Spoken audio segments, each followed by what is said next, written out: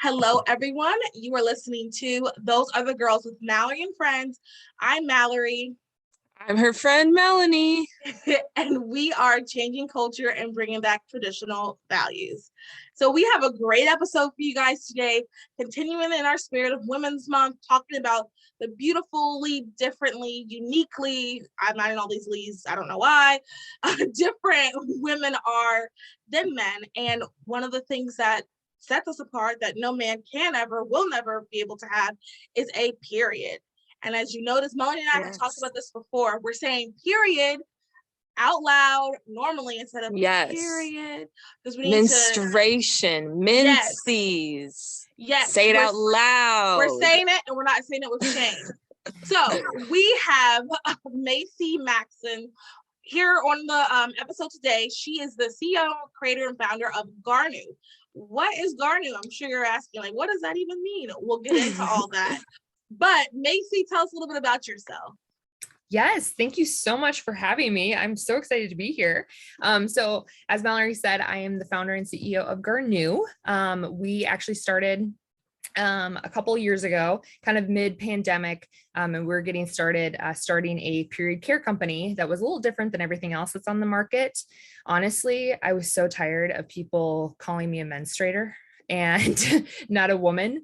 And honestly, like you said, we bleed. It's just women are here, right? And so I was getting tired of that. I was getting tired of being all the propaganda being marketed to me through my period care products. I was tired of all of the period care, just funding Planned Parenthood and funding things that I don't believe in. And so I wanted to start something that was like feminine and embrace femininity with period care and having something that actually provided a better experience for women every month. You know, I mean, period, sometimes it's a great thing, like, okay, good, I got it. But sometimes it can be one of those sad moments because maybe you're trying to get pregnant and, you know, it might bring some sorrow. And so bringing a cool experience to the woman, despite how she feels about her period every month.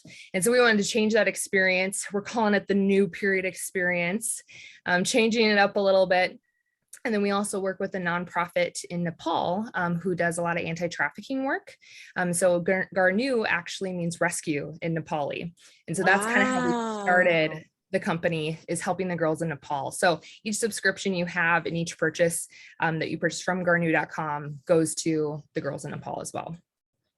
Wow, so it's a little bit about Garnuu. That's how we started it, but we're excited. We're a small team, but we're trying to change the world of tampons and periods. I love this so much. I'm gonna say a quick little. I'm gonna get on my soapbox for 5 seconds and I'm gonna get right on off. One thing that we all need to be working on doing is supporting businesses, brands that have our values. It is very hard to transition. I'll admit, sometimes I go to Starbucks and we know that they don't support us. I'll admit that. But I do try to be intentional when I can get to a small business or like a small coffee shop. I try to do that. Mm-hmm. But what we need to be doing is supporting businesses that hold our values. So even if maybe you still get I forgot the brand that it's like a really pretty box. Even if you still get them, occasionally try to be intentional, or if you still have them at home, try to be intentional to phase them out of your routine, because we really should be supporting brands and businesses that support our values. It's not canceling someone, it's just moving your business, talking with your money for brands and businesses that support your values. Anyway, into that too, I mean, you don't have to compromise the level of quality you want. You just have to do a little research. And so that's one of the things with me. I'm like, I don't want you to choose me because we have the same values. I want you to choose me because I have the best products, you know, and I have the best experience that you're going to get. And so that's what's making us different. But you definitely need to pick that too with some of the brands. Starbucks is fine and all, but they kind of have crappy coffee, you know? So, you know, you could always go for those brands. I totally get that. And that's a good point too. I'm gonna go back on the soapbox and I'm getting right back off. We gotta be on topic. I love the soapboxes. But we also too, I love what you said, you guys have actually good products. So when we, as you know, Christians, conservatives, when we are starting businesses, being entrepreneurs, let's make sure we have good products too, because that's a very good point. I've seen some businesses, and you know, no shade to them, and maybe people think that of this, but I've seen their t-shirts, for example, and it's like, ooh, that'll fall apart after 2 washes, or it's like the font, like it starts here and then it moves that, like let's put forth good produced products so people will actually support us because they support our values, but also they'll support us because they actually enjoy what we're selling. Right. Anyway, so first question is why this? Why are you specifically interested in periods, tampons? We're gonna talk about menstrual cups, things like that. What made you want to go into this field?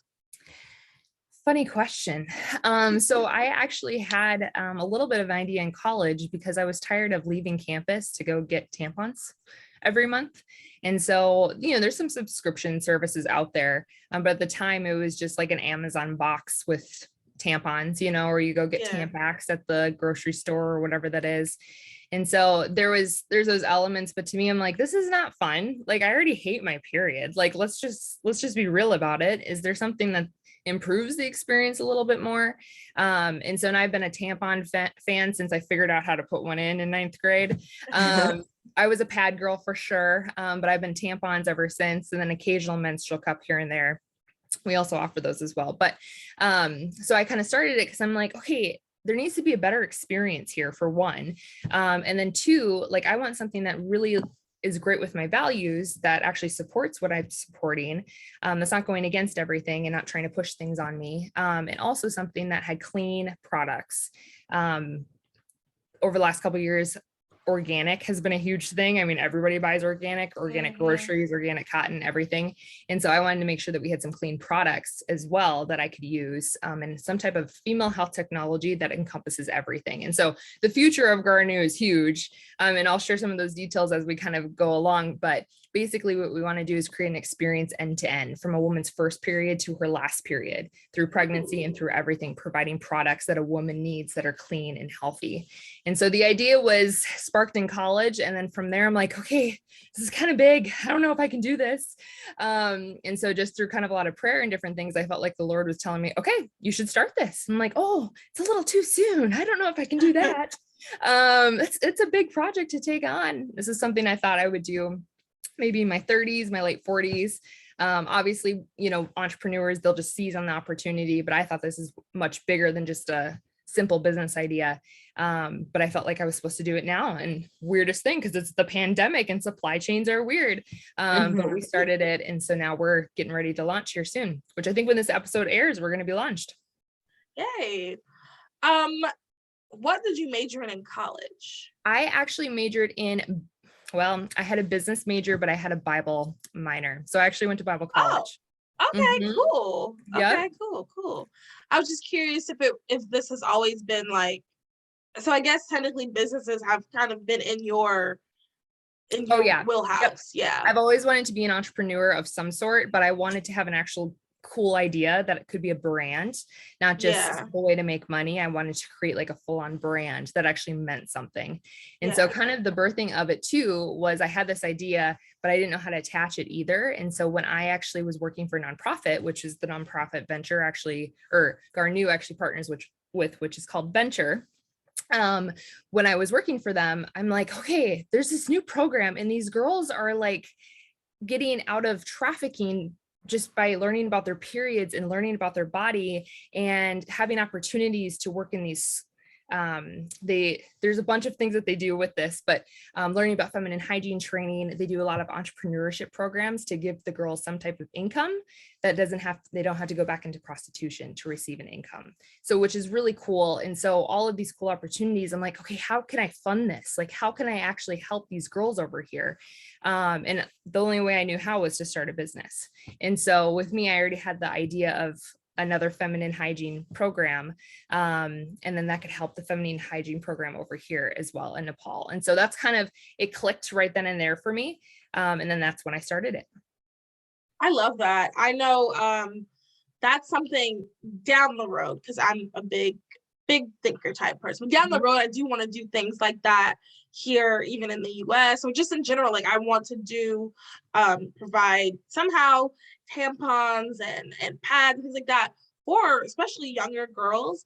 Because I mean, we had I think her name is it was Olivia. Yeah, we had Olivia on talking about period insecurity. And I mean, she gave me some facts that blew my mind. I did not know a good chunk of the stuff she said. So I think that's a great cause. Mel, do you want to start off? And then we'll do a couple of submitted questions. We'll do those last. Mel. Yeah. So I was curious to know, what are the tampons made out of? Because I know you said the word organic. Oh yeah, organic. Sometimes you got to read into it because some things aren't organic. Nope. So Garnuu tampons are 100% organic, organic cotton.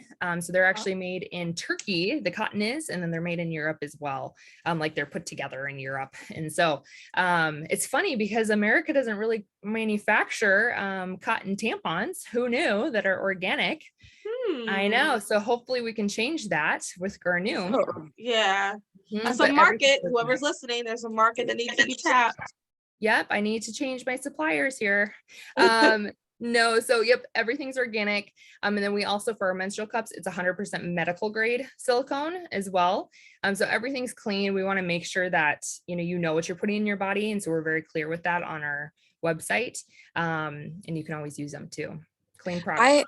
I had learned, I think like last week, I saw an Instagram reel or something that talked about that organic cotton tampons can biodegrade. Like there's like that the time period that it can go back is just much quicker than a non-organic tampon. Do you know like what I'm talking about? Like the timing of it decomposing, I guess is the word. I don't quite know the exact numbers on that, but I have heard that too, especially with the applicators, because the applicators are plastic. And so, which that takes forever, to decompose. So we actually use a biodegradable applicator. What? That's so cool. Well, and so it decomposes a little bit better.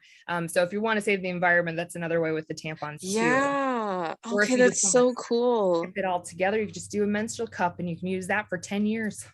Yeah. And I didn't know that y'all offered the menstrual cup also. That's something that's really important to me with period products, is that I'm not further like adding waste to the environment. Like ladies listening, like just imagine all the pads and tampons you've gone through since starting to menstruate.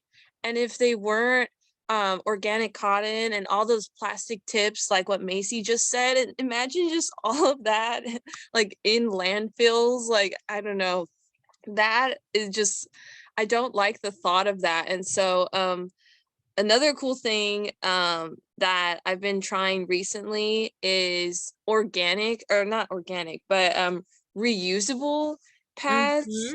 And so this is so cool. I've been loving it. And then I also have a couple of my menstrual cups here for the viewers, whoever's watching at home.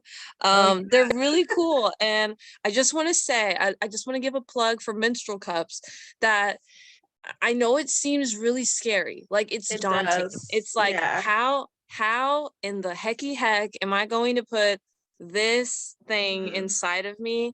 But I want to say, I heard it, I think from a YouTube video, that like you had a learning curve when you first learned to put in a tampon, and now you put in the tampon like nothing.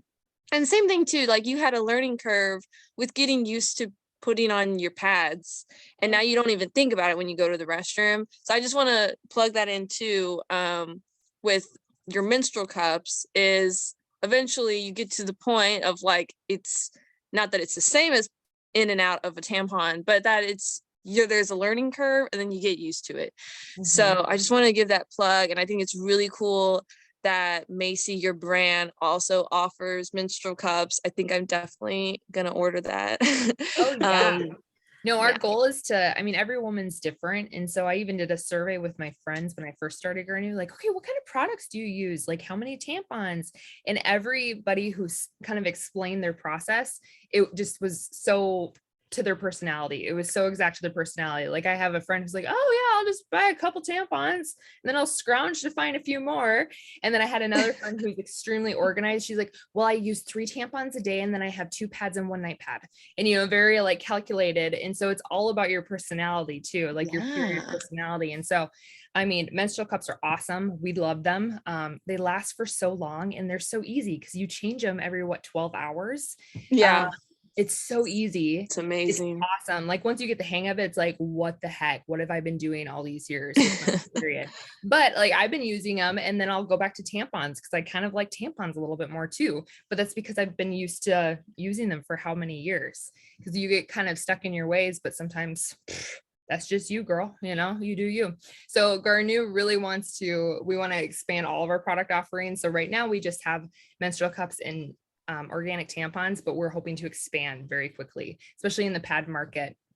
It's interesting, kind of, you say the reusable pad too.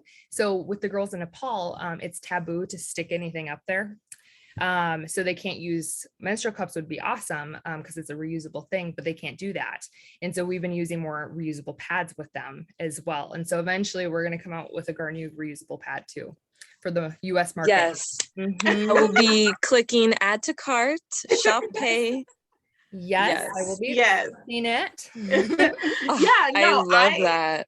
Yeah, I'm loving all of this. And I think we can bring up a topic I brought up earlier. And I think I've said this on the podcast before. So I personally have never used a tampon. I haven't yet.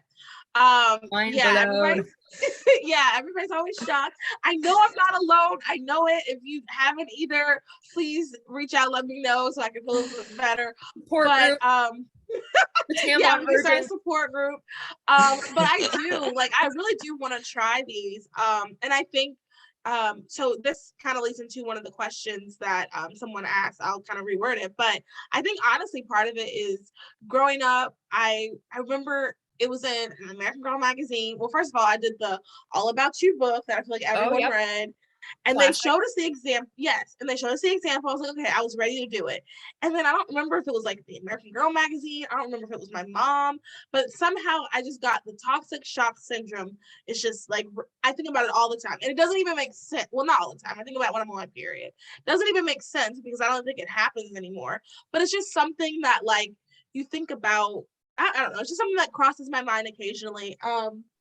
And one of the questions someone asked is, are you less likely to get toxic shock syndrome from an organic tampon? But it sounds like you don't even have to worry about that because it's made of cotton. So maybe if you can just talk a little bit about that. Sure. Yeah. So I know everybody got scared in the 70s when all that stuff came out, all the warning labels for the toxic shock syndrome. But like women would wear them for like days. They'd keep a tampon in there for days. And you know, it usually says 4 hours. You're supposed to change every 4 hours, which not even I change it every 4 hours, you know? I mean, I'm sorry. It's not a long time. But people don't get those. And now, especially with the organic stuff, I mean, you have way less toxins in your body because before no one had to disclose what the ingredients were in tampons. And so a lot of the traditional like brands that everybody knows and has used, they never had to disclose their ingredients before. And so now that ingredient transparency is becoming a bigger deal, people are more concerned about that. And so especially now everything's organic, so you worry less about it being in there and having some of those issues like the toxic shock syndrome. But also, I mean, we don't leave it in for more than, 18 hours at max. And that's a long time that a lot of people have them in, most people, 8 hours at max that people do, right? I don't know. I think give or take a few. So it's less of a thing now. And then the organic products that it's so clean, it definitely helps and aids to that too. I don't know anybody who had toxic shock syndrome. Have you met anybody? I haven't, and I understand it is pretty much an irrational fear. I do. It's okay. I can admit that. We all have it. I think it's kind of that moment where you're forced to I have a pool party and I have to go. I think that forcing, and then that's what makes people just do it. And then you're like, oh, okay, yeah, I can keep using this for a while. But it's totally, it makes sense. It totally makes sense. You're justified in it because they have so many warning labels. Yeah, I'm realizing now, based off what y'all are saying, in the present day, I've been taking my tampons out way too quickly than necessary. Like I could have, now I'm like realizing I could have just left them inside and it would not do any damage. So, and I'm not saying leave them in for 18 hours yeah, necessarily, like that's a long time, but you know, you don't have to be super concerned about it either.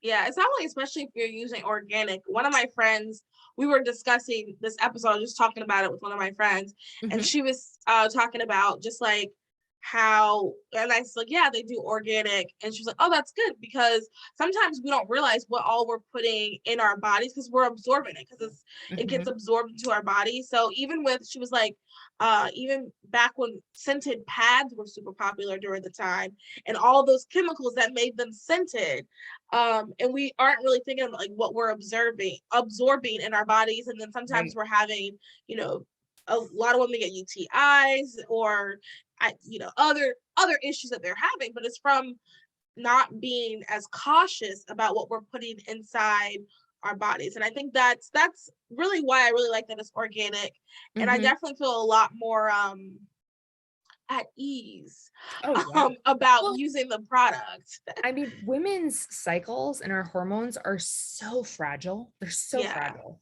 And so anything really messes them up. I mean, like your pH balance, like you're not supposed to use scented soaps when you're washing too. Yeah. You have to make sure you use a specific type of soap, and just being very careful with that. And again, with the scented pads, it sounds like a great idea, right? Because, oh, it's scented, great, I'll smell better. But in reality, it can mess up your pH. And so I think women's health and a lot of things, especially with maybe big pharma and kind of like the big health, you know, they push all these products on you. And in reality, they're trying to make money, but they're not actually doing anything good for your health either. Yeah. And so it's making sure that you're very cognitive, like you said, as to what you're putting in your body, because it's your body, you know, you're responsible for it. Yeah, I wanna rant on that a little bit about. Go ahead, hop on your box. Is that, but it's true, y'all. Like, think about this. There's a whole industry that operates off of the fear that you smell bad and you need fragrance equals fragrance soap equals you need to shampoo and condition your hair every 2 hours of the day. Like, you need certain types of deodorant, etc. And same thing with, you need a scented pad because you don't want to smell bad.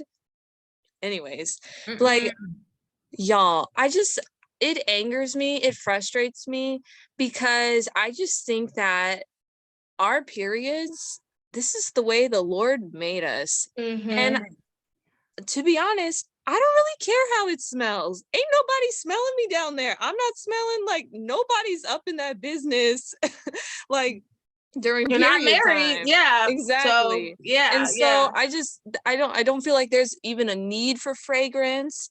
There's the concern of how fragrance can affect your I think your estrogen levels, because fragrance has, I think, what's called endocrines, and those endocrines, your body can receive that, absorb those endocrines, thinking that you're producing estrogen, and so then your body will start decreasing the natural amount of estrogen it's making, because it's thinking, oh yeah, you have all this endocrines, this fake estrogen, and then you're having an estrogen imbalance because of all the fragrance with the endocrines and the fake estrogen, etc. That may not be entirely correct, but from what I've learned, that's one reason.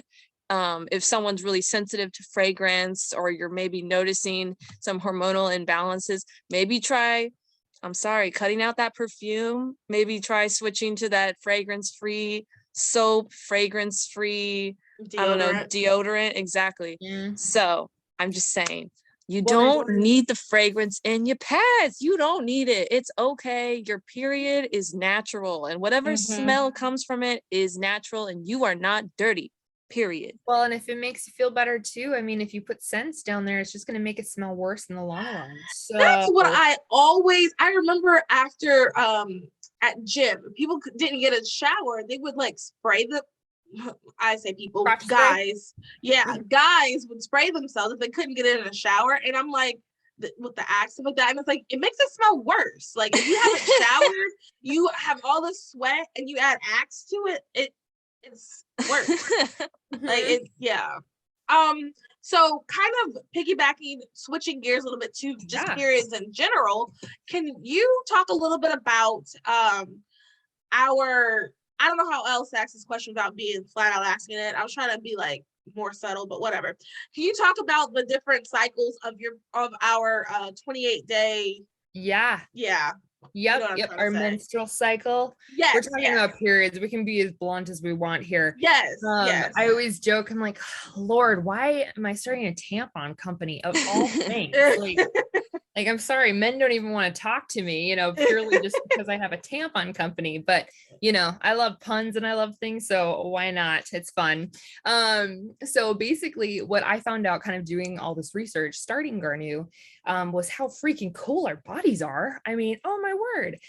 So men, they operate, on that 24-hour circadian rhythm thing. So, all that stuff you see about morning routines, how I crush the day, like this is my cycle. I'm like, okay, that's awesome, but I don't want to do the same thing every day. My body responds differently every single day, like I'll put a schedule together for the week and I'm like, okay, I didn't do anything on my calendar. I didn't do anything on the schedule.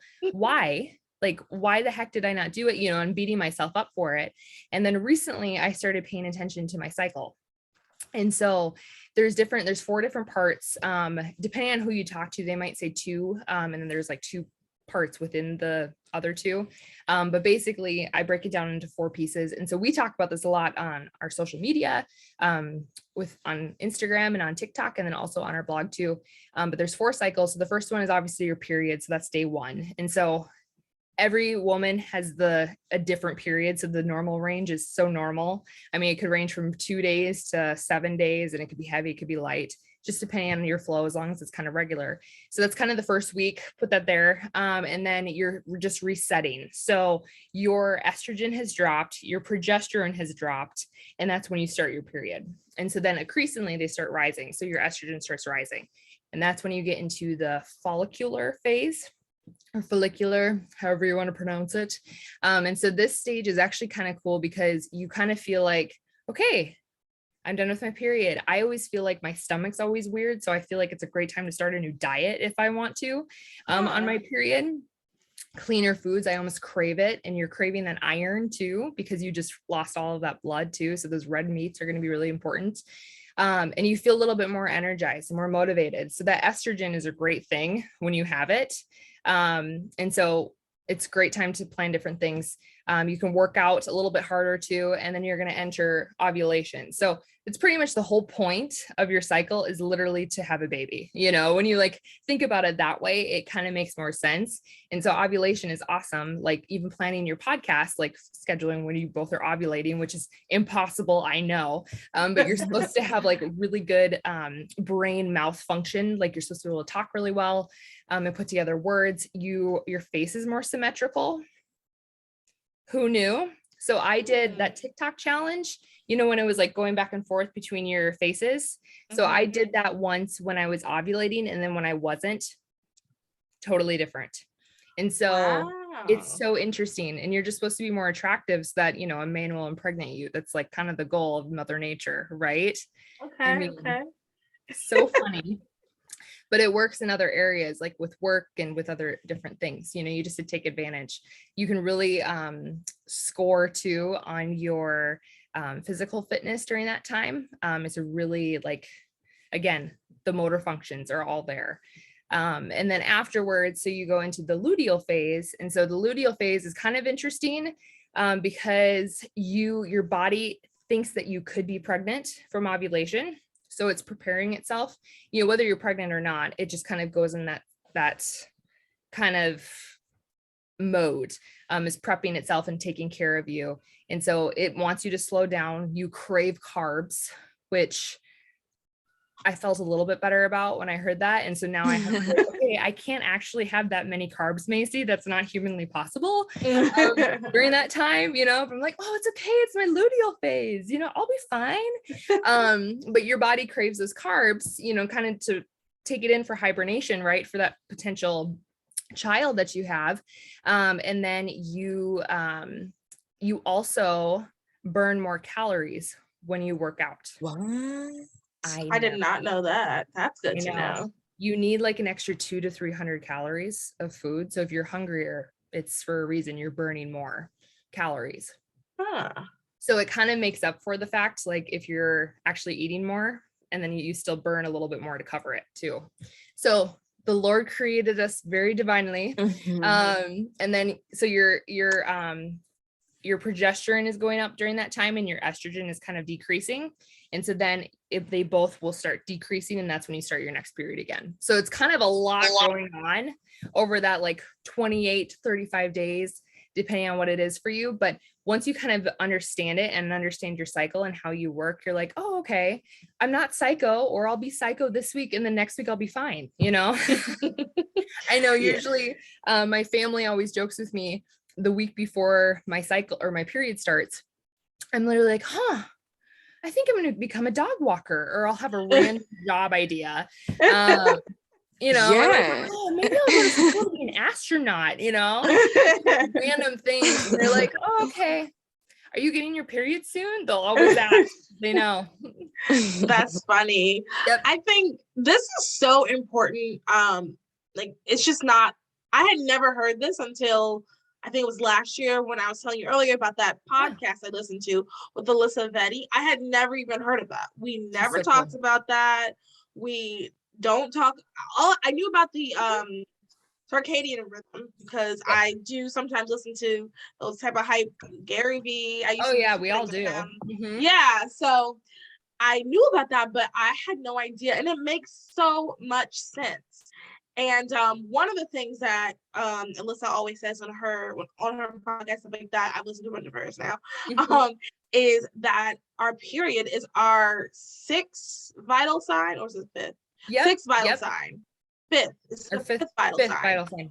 Because we have vital signs to make sure that we're living and we're breathing and everything. But our period is one that we kind of, like I said earlier, we're not saying period, we're saying period, because it is something that is important. It shows that you're alive. And if your cycle is normal, or normal for you, everybody's normal will be different. But if your cycle is normal for you and it's not as sporadic, you know, if it starts to become sporadic, you'll know that something is wrong. You'll know that something's off. You need to go see a doctor. You need to figure out what's going on with your eating, your exercise, things like that. So I think this is just really important for us to talk about these conversations and to like learn more about this.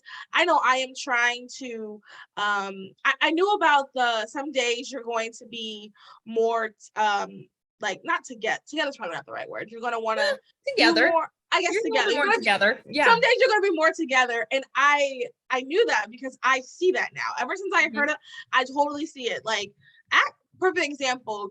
What was it, like last week, the week before last? I sent out a bunch of Melanie knows. I sent out a bunch of the email calendar invites, and it came out of nowhere. Like it just, in my head I was like, okay, I gotta get this. I got so much done. I think it was like 2 weeks ago, and now it's definitely kind of like, oh, now I gotta like do these things. Like, did I get one thing done today? Yeah, it's dipping a little bit, but that makes so much sense. And I do really want to start living my life just in sync with my cycle. Ooh, in sync with my cycle. Because you in sync. That on t-shirt. Yeah.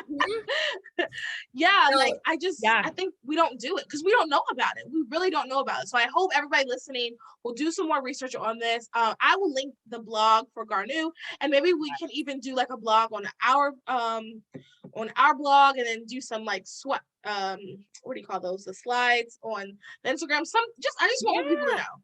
I want more for people sure. to know. Well, I mean, it's even thinking about like, you know, the American Girl, the body book, or the whatever it was called. All About Me, you know, the book that we all read or our moms just gave us, you know, they don't want to talk about it. I literally was scouring that book when I was young. But to think like, what if this stuff was in there? Because to me, I'm like, oh, I'm a woman and I have my period. Great. You know, and I'm hormonal. Great. You know, what's there good to be a woman, you know, like just when you're not pregnant. Right. And so after kind of learning about these things, I'm like, oh, wow, like I can kill it for like 2.5 weeks out of the month. Like I can get so much done. And then the next few, I need to take a break, and it's okay. Cause that's just how my body is. And I can take some time and hang out with people, you know? And so learning that and being okay with that, not beating yourself up over it, I think is crucial. And I think that would save a lot of girls a lot of heartache too. I think so too. I also think like, and you know, we are definitely pro women in the workforce. Absolutely girl boss, blah, blah, blah. But I think also too, if, and it's not business's fault because women just were at it. So, you know, I'm not mad at any businesses, but I wish also too, we could possibly kind of start operating in that sense.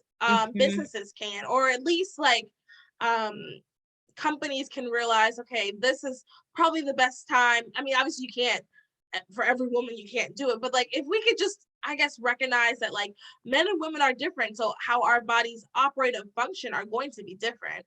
I know that eventually I would like those other girls to be a bigger business and everything like that. And I would like it to be mainly, if not all, women run. And I would want to operate my business in a way where I recognize that, you know what, Mary Sue and Caroline, they need X, Y, and Z because their bodies are just operating differently. Because I think there is a little bit of shame, because I know, especially I am kind of in a male dominated field, and there is a little bit of shame when certain things as a woman I can't do, or certain things that are a little bit more complicated. And once again, I don't necessarily want to blame the business, because women have recently, within the last 50 or so years, I don't mean like recently, within the last 50 or so years, have becoming into the workforce. So there does need to be some things that adjusted. And I know I follow this girl, she works for NASA, and not NASA. Yeah, NASA, not the astronauts, but yeah, that's NASA. Yeah, NASA. She works for Ariana Grande's song? Like, she works for NASA. I don't know why I could not, that just was not processing. Are you in your Ludial phase right now? I think so. I think I am. And she was just talking about just some of the things, like just simple things that they did not have for women, because women just weren't in that field. So I think if we could just, you know, if business could just work a little bit harder to do that, because we do need the diversity in the workforce. I don't necessarily just mean race, but also gender, because we all come with different backgrounds. We all have different perspectives. Well, and I think I'm all for like equality, right? But, you know, we have to acknowledge that biologically men and women are very different human beings. You know, I mean, we carry a child for 9 months. I mean, that's crazy, right? And then we birth the child, and then we have 9 months of the postpartum going on, if not longer, you know? And then not only that, but we have our cycles every month too. And so we're such cyclical beings, and we might be the top employee for 2 weeks out of the month, but then the other 2 weeks we're like, okay, I need a break, you know? And it's not in a bad way. It's just, that's just how our bodies work. And so I wonder if our workforce will ever get to that position of understanding. I think they're getting a little bit better, not necessarily with maybe the men and women differences, but maybe just the fact that not everybody should be working as much as they do, you know? Yeah. I think about that. Oh, sorry. No, go ahead. You're good.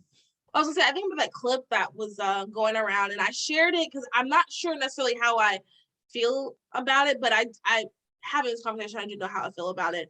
There was this clip that was going around, and it was this commentator from Fox News, and he made the comment that women, he said something like, women should be at home. This is not his exact words, but this was the sentence. Women should be at home because they would rather be at their daughter's piano recital instead of finishing a projects for work at home. And I was the reason why I was sworn about that, because like I do think women should be in the workforce. I do think women should, because I mean, I can't tell you how many things I've seen, even marketing wise, where I'm like, a woman would have told you that that was not a good idea. You need a woman. Pregnancy resource centers, I'm sorry, no hurting woman is going to run up to a man and be like, oh, help me. So we need women out there. Right. But at the same time, there's nothing wrong with wanting to go to your daughter's piano recital instead of staying up and finishing this report for she just knows what's important. Right. So like, that's what I was torn about that. But now I realize, like, now having this conversation, I'm like, you know what? That is there's nothing wrong with that. That is part of being a woman. That is a good thing. That is something that is that just shows differences between men and women. And I think that hopefully the workforce will realize, maybe, you know what, this project, if she doesn't have this done, you know, by tomorrow morning at 8 a.m., it's not the end of the world. Yeah. I think we definitely have lost our what's valuable. I'm sorry, like, if I'm in that situation, I'm going to go to my daughter's piano recital. That's just, and there's nothing wrong with that. There's As you nothing wrong should. with that. Yeah. Exactly. Nice. I Yeah. want to jump in here. I remember there was this TikTok or Instagram reel that was a song about when NASA sent the first woman to space and gave her 100 tampons and asked, will that be enough? Mhm. These are our nation's greatest minds. Like, it was some That joke is like that. so funny. So yes, So funny. really, and for any of the men listening, 100 tampons is a plethora. That is way too much. Ain't no girly need that in one Get your girl through cycle. half a year if you need Yeah. it. Right.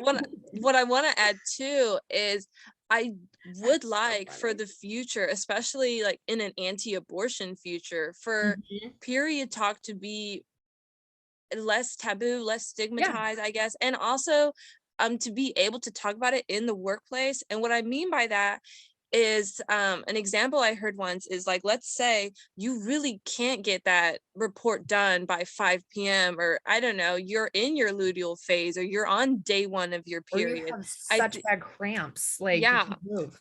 yeah, I think that it should be okay to like send an email saying, hey, I'm on day 1 of my cycle today. I'm gonna be a bit slower. I'll try to get this in 2 p.m. tomorrow. I don't know, that should be okay. And because like we're emphasizing, men and women are different and that's okay. And I think to have women in the workplace, like we should be welcoming of that we should be able to talk about that, because we shouldn't have to conform our bodies to men. And sad to say, I do think that majority of businesses and just higher places are, you know, mostly men, and so we could say it's a man's world, but women are, you know, breaking that glass ceiling. We're making our ways in. And I think just to normalize women being in these spaces, it's okay to say, hey, I'm at my top peak right now, like give me all the work, boss lady, boss man, whoever, could be man or girl. And so yeah, I just want to put that out there, like, and I've started trying to do that too, just in my own life of, hey, like letting people know, like, hey, I'm sorry, I'm on day X of my cycle, I'm about to get my period, sorry if I was a little bit more irritable, like normalizing that. And then yeah, I don't think it's weird when, like, if you're on the receiving end, I don't think it's like, oh, okay, well, that makes sense. Like, thank you for that context. That's true. And I want to say too, just like imagine all the sex ed that Planned Parenthood and the abortion industry are pushing to the young people, or even just like that book, it's incomplete. And or like just like with the pro-abortion, pro-contraception sex ed from the abortion industry, I feel like you're never going to hear about this. You're never going to hear, hey, you have these different phases, and at this point your estrogen is going to be high, your skin's looking good, your hair's looking good, every boy's going to look a bit cuter right now when really they're not that cute. So just be patient. I don't just know you're ovulating, that's why. yeah, because you're ovulating. Don't text that boy. And hey, it's okay to not push yourself during dance class during your period, or it's okay, you can maybe do some stretches instead of doing the heavy weightlifting like you want to do right now during day 1 of your period. I don't know, just some examples that this should be the information that girls are taught from pre getting your menstruation. And I think, like, I know for me, when I'm a mom one day, God willing, I want to have an ongoing conversation with my family that is not this one talk. And I don't, or a book. and I don't, no shade at the other moms, but yeah, exactly, not just throw in a book and figure it out. Ask me if you got any questions, but actually don't really ask me, please. I don't want to talk about it. Like, it should be talked about, and it should be an ongoing conversation of, hey mom, I'm starting to see this, and hey mom, I feel really good, or I don't know, like I'm seeing some weird stuff in my underwear. Oh honey, that's your mucus, and one day you're gonna, I don't know. So it should just be an ongoing conversation. And I'm glad that like us ladies, we're learning about this right now in our young adult season of life.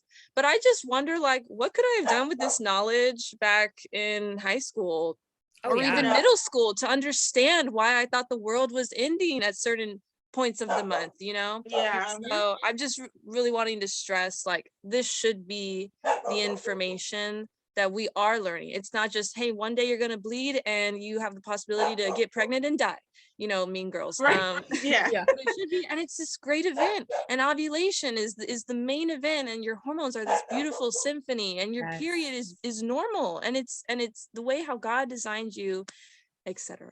Oh yeah. Well, and I think that we need to have some honest, candid conversations, because I think generally conservatives, they don't want to talk about those things, like, oh, it's your period. No. And I think there's a tasteful way of doing it.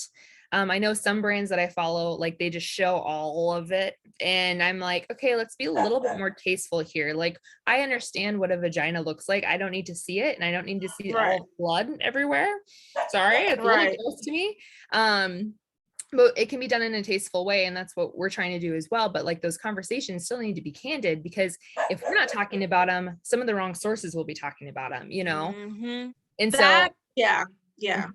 No, for sure. So I think like that's like what we need to be doing in periods, it's part of life. And so we do need to have those conversations. We do need to normalize it a little bit more, so we can produce the right message, and like girls can understand their bodies, not feel ashamed of them. Yeah, and I really like what you said. That's exactly it. We are not having these conversations. They're getting, your children, other conservative women are getting these conversations, getting these talks from people who are not going to give the complete story. I'll say it that way. Because I'm sure some of these people aren't necessarily evil, or they might not have evil intentions, but they're not going to give the complete talk. And the only way we can move forward, the only way we can continue to be better, is if we do have the complete talk. Both of you said such great things just now. Thank you. No, I mean, this is all I do every day. And I think like, if we are knowledgeable and we understand, okay, no, you don't just go on birth control, like that's not the first option you go to. Like, yeah, let's talk about that really quick, and then we'll wrap it up from there. For sure. No, I mean, like, just not like understanding your body. I think a lot of doctors, when you go in and say your period's off, or you have really bad cramps, or your period's really heavy, they may like, oh, okay, birth control, and they prescribe it to you. And most of my friends, I mean, I'm 26, and most of my friends have been on it since they were 12. And so there's so many issues, and they almost just put a Band-Aid on the actual problem, not actually trying to heal them. And like, that's a huge thing too, because a lot of women are having issues getting pregnant because they've been on birth control for 10 plus years, decades, some women. And so there's all these issues kind of revolved around just that in general. But when you push kind of that agenda and not actually healing the problem is an issue, Yeah.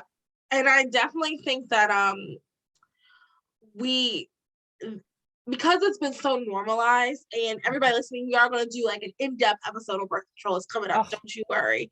But because it's so normalized, people are so attached to birth control, and they're attached to like their feeling about it, and they have to take it because X, Y, and Z. It equals freedom.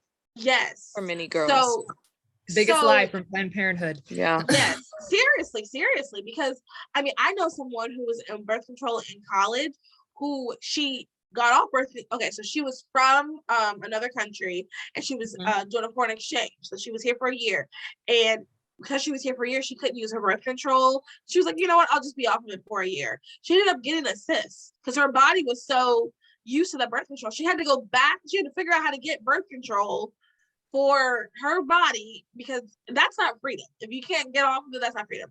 But anyway, all that to say, people are so attached to it that even they don't know their own periods. They don't know like what really is normal. I know a lot of girls, like when we've talked about it, or on Facebook groups I've been in where it's been discussed, people be like, well, I just don't have normal periods. Without it, I just don't have normal periods.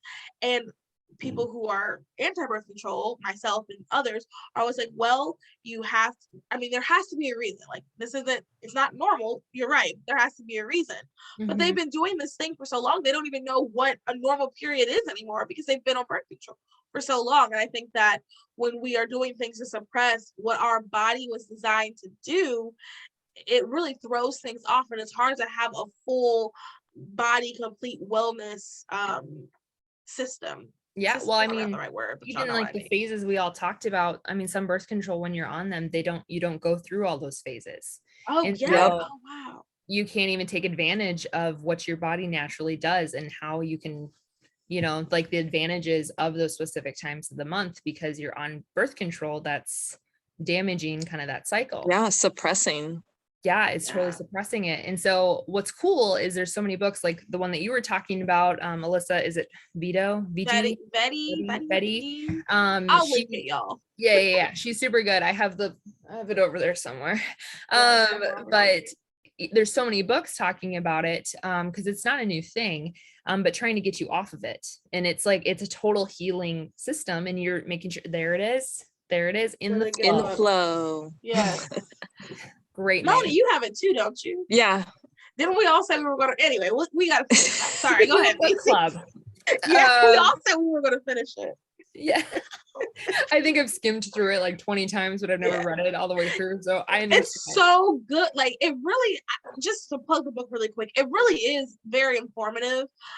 It's just, the reality is, being working women or just being women in today's society, it's hard to get tied. You can't cycle sync, and in reality, like you can, but you can't be, most times you can't go to your employer and be like, sorry, I'm starting my luteal phase. I can't actually work. You can't do that yet. I mean, right. And talk about trying to not victimize women, right? Right.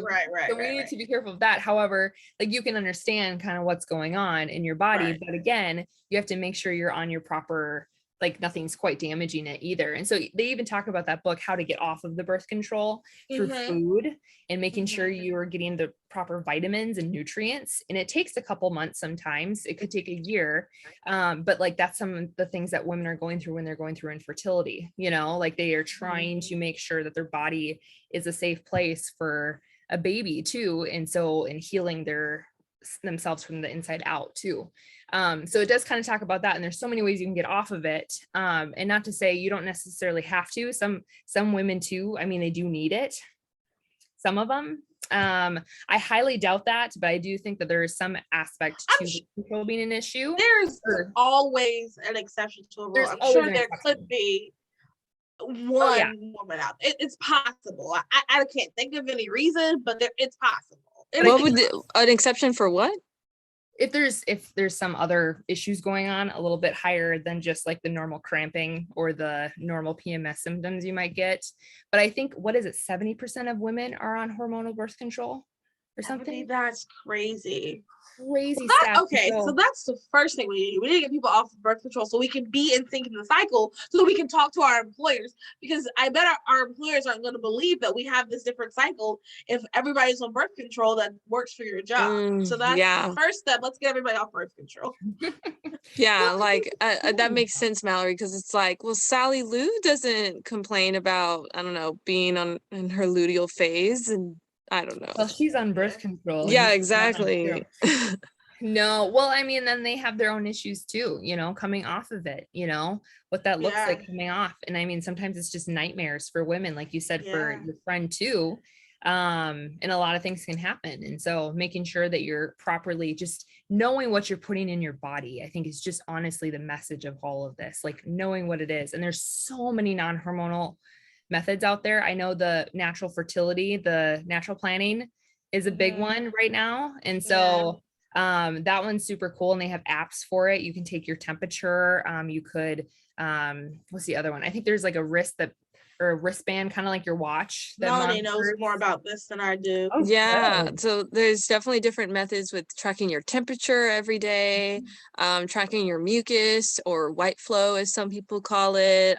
Some people will track the height and the openness and the feeling of their cervix when you're close. Yeah. When you're close to ovulation, your cervix is lower and more open and soft because the girlie's ready for the sperm. And when you're not, when that's past, it should be higher, closed, and harder. So think of like the texture, the feeling of your nose versus the feeling of your lips. So when you're not close to ovulation, it'll probably feel like your nose, and when you're around baby making time, it'll feel like your lip. Wow. So those are, and then there's another method some people do that they'll pee on strips to track their pH levels. I think there's even ability to track your progesterone and estrogen level, but your LH, I believe your LH rises after ovulation. So girls will know based off of the pH, based off of the peeing on the LH strips, oh, like ovulation has passed, it's baby making time, or it's not baby making time, etc. So there's definitely a lot of different methods. Well, and what's cool about those methods too is you get to know your cycle. Like you get to understand it. You know, like there's so many other things you can do. I mean, we all know about them, you know, the condoms, everything else. But I think like that particularly just understanding your cycle, you know, and I think that'll help you understand the rest of, you know, whether you're ovulating, trying to get pregnant or not trying to get pregnant, or, you know, and beyond that. I think that's key too, is understanding. Melanie, do you have any other questions before I do our big last final question? I just think the brand of Garnuu is amazing. This is so cool that there is, you know, this market for people who don't want to support the pro-abortion, pro-contraception industry, but it's also like how you said earlier, Macy, quality products. And so that's really exciting. And I also just want to plug in for everyone who maybe is on birth control or considering it, that whatever the problem is that you may be considering, or your sister, your mom, I don't know, your girlfriend, period pain, like period problems, is not supposed to be normal. It's a sign of hormonal imbalance that you need to address with a naturopathic doctor, an OBGYN that knows naprotechnology. So I just wanted to plug that in there, that we've gotten so used to debilitating cramps, but that's not the way it's supposed to be, y'all. But there's hope. And so listen to next week's podcast, Mallory. Is it? Yes, it'll probably be out the week after this one. Yes. Well, I guess now it has to be. If you subscribe to Garnuu, our periods don't cramp your style either. Ooh, that was nice. I like that. I like that. Coming in with the puns. I'm here. And I do want to add to what you said, Melanie. You said what was the last thing you said? That like we've gotten used, or we've normalized period pain. Yes. So I know for myself, how I know my period's about to come is I get a really bad headache the day before. That is not normal. That is not what you're supposed to do. I'm working to fix that now that I know it's not normal, because once again, this is all of this research is new for me. I just started looking into this stuff last year. But a couple years ago, so I started my period at 10. From 10 years old till I guess I was 26 last year, I legitimately thought that was a good sign, because almost everybody I knew had irregular periods. My periods are incredibly regular. The only thing is I get a headache, and then my lower back would occasionally hurt. So I thought the fact that I had some sort of alert which is a headache, that my periods coming on, that I was fine. Everything's good. I am in tip-top period health. But learning that that's not even okay either. I think that's just something really important for us to think about. Like, you're supposed to just have your period, and it's supposed to be just like no pain. Fair. Yeah, ideally painless. Yeah. And then another thing I also want to add, I'm not necessarily anti-vegan or anything like that, but I remember reading somewhere, and I just want to just say this, that it was a couple of years ago, it was very popular to be vegan and then you not have your period. And then it was like, wow, that's like, look how natural you are. Well, that's not normal. I just want to add that because I was just thinking about that. Like, you're not supposed to just not have your period. Like, you absolutely need to be having your period, unless you're pregnant, obviously. Right. but you absolutely should be having your period. So if you have gone vegan and you're like, oh, I don't really get my period anymore, I've reached the peak of health, I would go talk to a doctor. I just wanted to add that. I think that's good. Yeah. Okay, so Macy, we have one last question for you. And this is a big one, so get ready. If every single girl in the entire world was looking at you right now and needed advice from you, what would you say? Every single girl, no pressure. I think especially as it pertains to this conversation, to give yourself a break. I think that we are always, again, we do live in a man's world, and not to be, sexist about it by no means, but just in our conversation, like, we're cyclical beings. We're not on a 24-hour clock. And so, some days we're like getting things done, we're very motivated. Our relationships are healthy. And then other days we're like, oh, I don't know what I'm doing wrong. I can't do anything right today. And I think just giving ourselves a break, even when it pertains to birth control, it takes a while to get off those things if you want to get off of it. Like, there's just so many things that it just happens, and life is life. And I think just giving yourself a break, and knowing that it's okay, everything's going to work out fine. But just knowing that it's okay. It's totally okay. Yeah.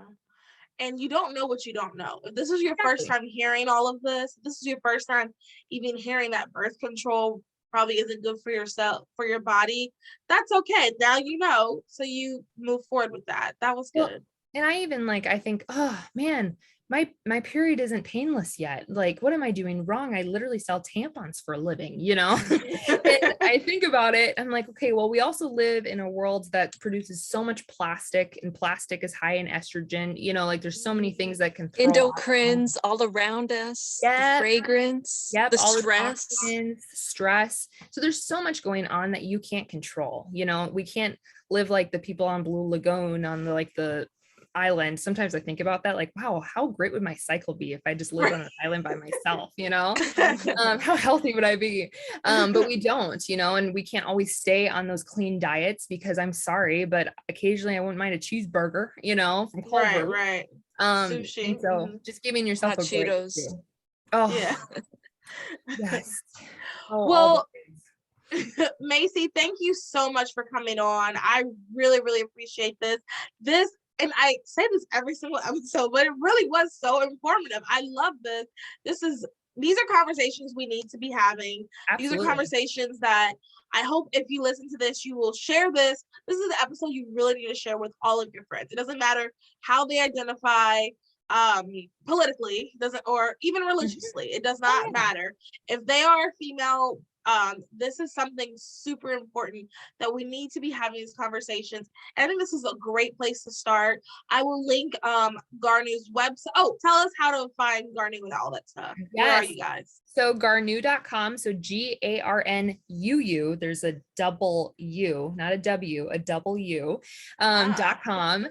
You can reach us there. You can subscribe. We have our subscription to tampons. And so you can get those. You can get our lovely monthly boxes.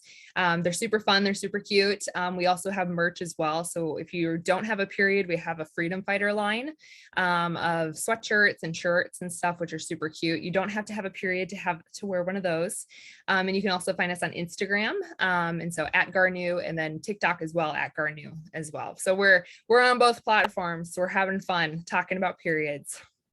This is great. And like I said, this should be the beginning of a conversation you can have with your friends, your family, your parents. If you're, still in high school listening, this is a great start for this type of conversation. We're going to have more conversations like this on the podcast. And we would love to have Macy back. We can talk about this again, maybe come up with other questions, or if you're listening and you have more questions, we could possibly get them to her to discuss more. And I will link the Alyssa Vitti book as well, because I really do think, and let's link a podcast. That's the other thing too. I think part of the reason I haven't really finished the book is because a lot of it is what she talked about in the podcast, and the podcast is very informative. So anyway, you guys, thank you all so much for listening. Make sure you share this with your friends, rate, like, review, subscribe, however it is, whatever platform. Follow on some platforms it has. Make sure you follow our Instagram. Just share this. I'm really asking to share. I'm really asking for a review because that's how other people find us. It really helps the algorithm for people to find us if you guys are leaving reviews. So if you really did enjoy this, if you enjoyed the conversation, please leave a review. Check out our merch sites. I guess that's anything else I need to add.